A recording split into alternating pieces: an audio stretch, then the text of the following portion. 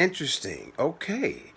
Had begun an agape message in the universe, and then I was disconnected. It just kind of went off. So, to continue, there is a resurrection that should also be happening in us as living beings. Whatever your belief system is, there is a season every year where we must. I hope that we understand how to embrace a release, a redirecting, a resurrection of our own countenance and our own physical temples. Whereas we release the toxins of all the living experiences that we've thus experienced, things that we're unsure about continuing, things we want to change or alter.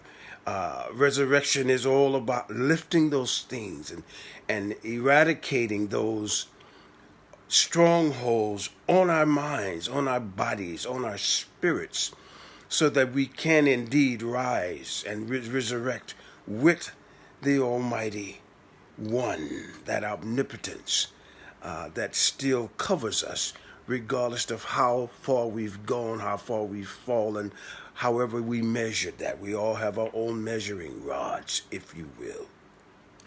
But I just want to say today to myself, Gilbert,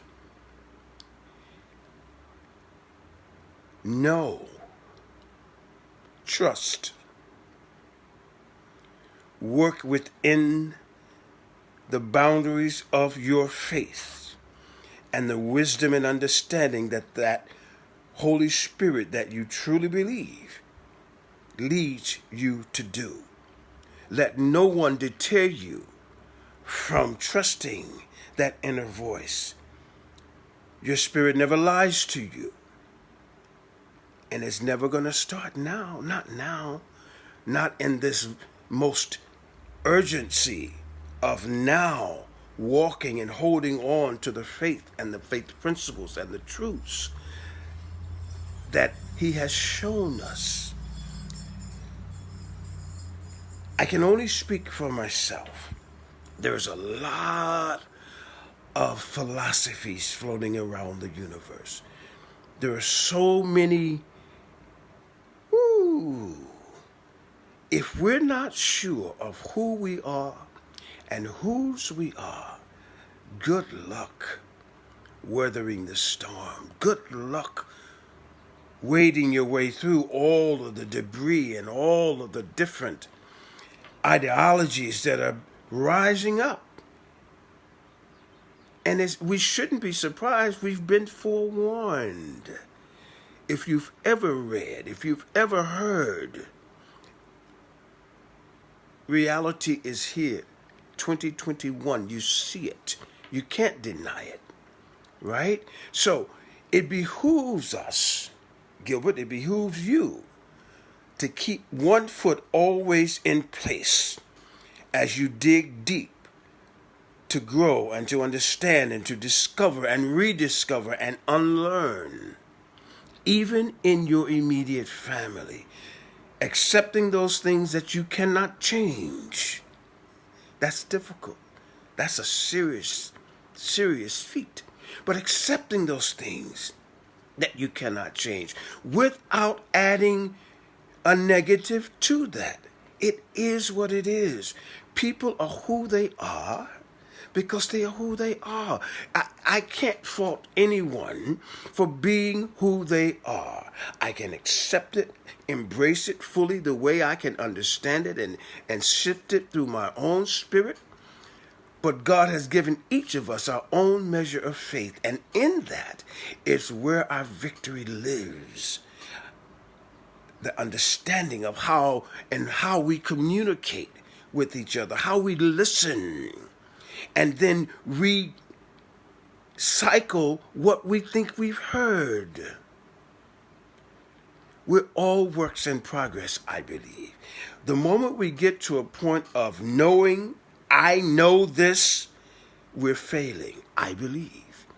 because life is continuous. It's a living, breathing, daily cycle of change and growth. If we're blessed, wisdom and understanding accompanies that. Anyway, I pray that wherever you are today, that you are rejoicing on some level. We're still lifting up those families who have lost loved ones.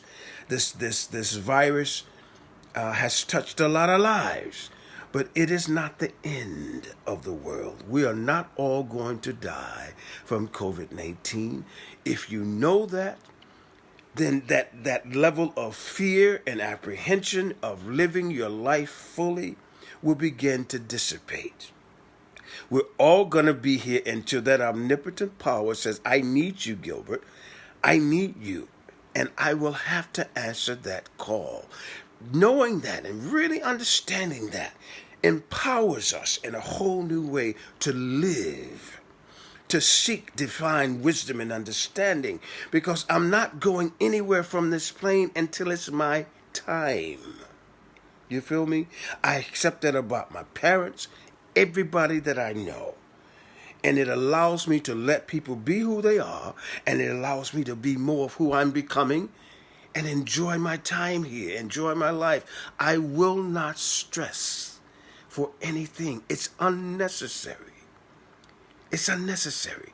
So, having said all that, take what you can use. The rest is garbage. Happy Sunday. Do something wonderful for yourselves today as we give thanks and reverence to the omnipotent one.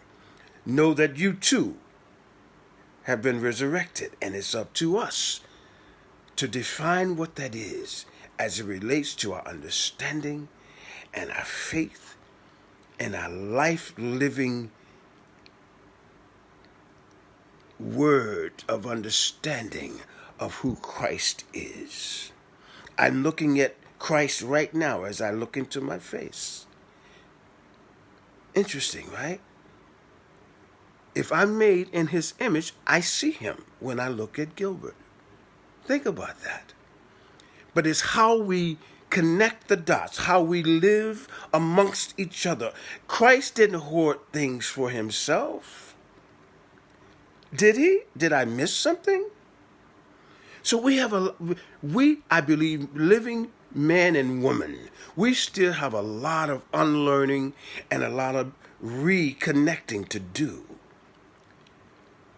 We're living in a so-called Christian country, but look at how we're living. It is amazing. Even in these so-called Christian communities, look at how we're living. Right? Anywho, God bless you. Have a beautiful rest of your day today. Know that you are worthy of the things you seek, but know that it is bigger than you. It is bigger than I. So I cannot point a finger at you about anything without also pointing a finger at me.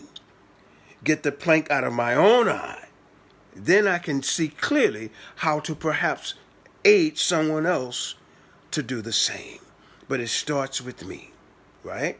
Brother Gil loves you. God loves you too. Have a beautiful Sunday, guys. Peace and much love. Au revoir.